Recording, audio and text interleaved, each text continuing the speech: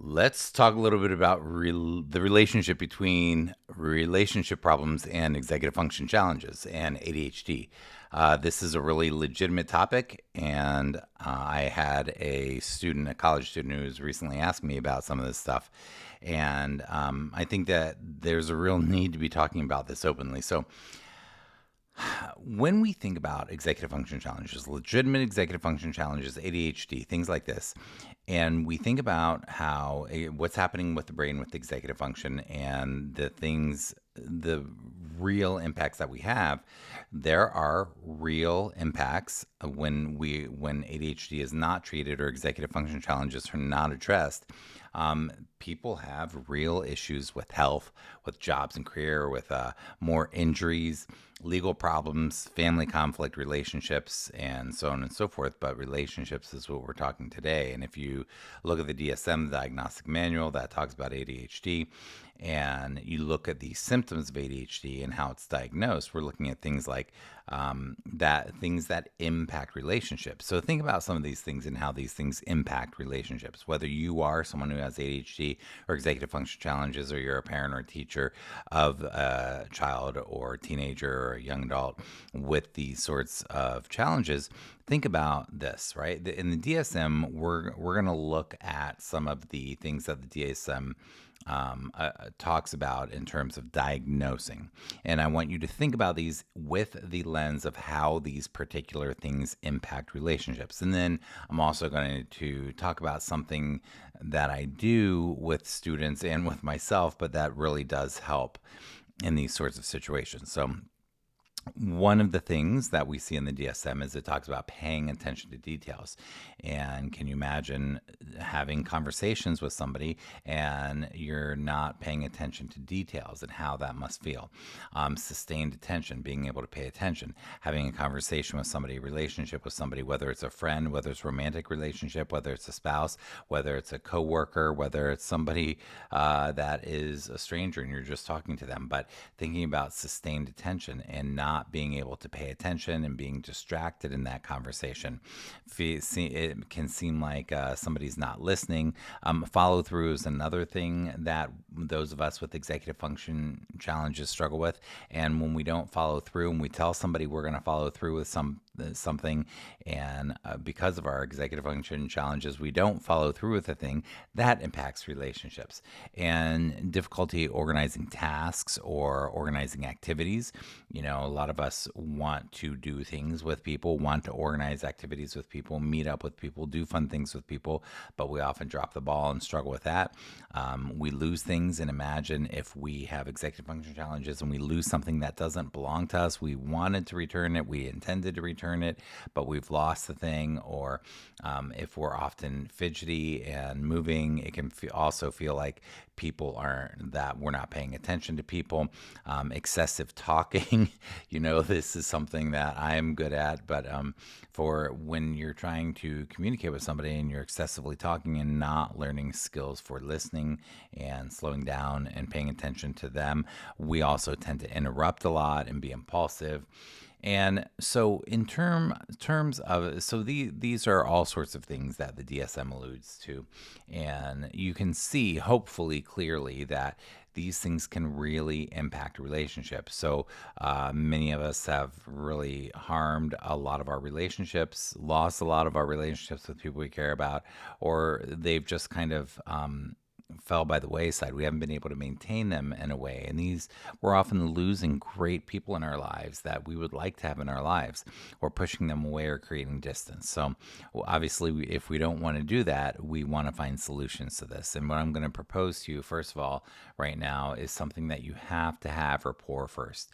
So if you're a parent with your child, having rapport in the moment and having regulated nervous systems is really important. Obviously, if you're a teacher and you have great rapport with the student, then you can do some of these things. But when I am working with students and I'm going to be using this, I have to have good rapport first. So what I'm about to explain to you, I want you to understand that this is not something that comes off as contemptuous or snarky or condescending in any way, because there's rapport That's the only time that I'm ever going to use this. So I just wanted to preface that before I say this.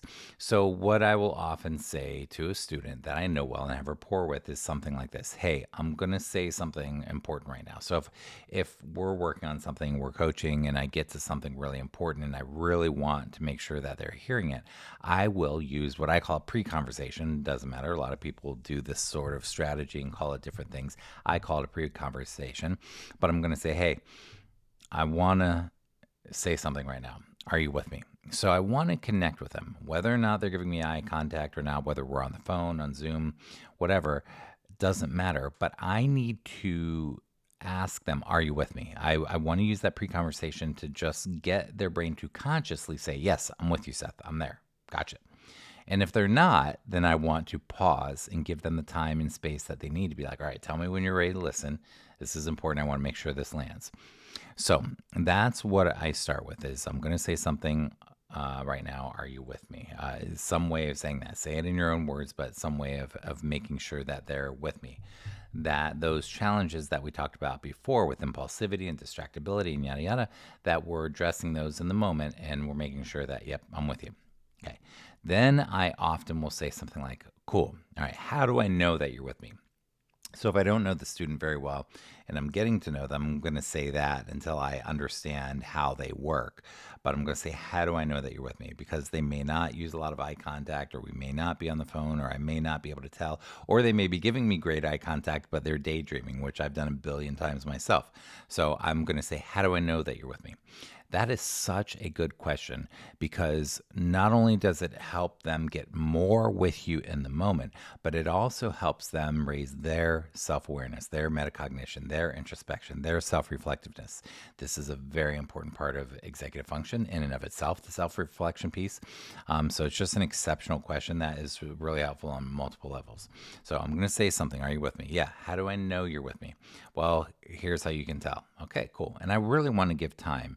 So even though I may be speaking fast in this video right now, I give a lot of time and space in these actual conversations, because the person must feel seen and heard and connected with, and I must feel like that. So we're looking for a two-way road here. And then I say something like this. All right, cool. I'm going to tell you the thing now, and I want you to repeat it back to me in your own words. And the reason I do that is, A, it really forces them to be like, okay, I'm really listening to this thing. And then they're going to articulate, not in a way that I want to hear, but in their own words, what I'm trying to say. That way I can use what's called reflective listening in kind of a reverse way to really see if we're on the same page, and if I need to go deeper with the thing, or if they're with me and they've got what I'm trying to teach or coach or guide them with.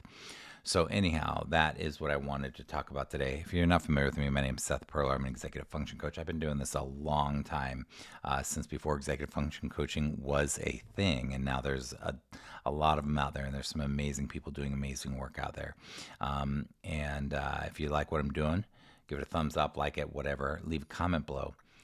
What do you do if you are the person with executive function challenges or ADHD, or if you're the person supporting someone? What do you do that works and that's helpful in this sort of a situation when it comes to relationships and creating better, healthier, more connected relationships? Because relationships are the essence of life. They're the magic. So what do you do? Put it in the comments. Let us know if you have any great ideas for us, or any ideas.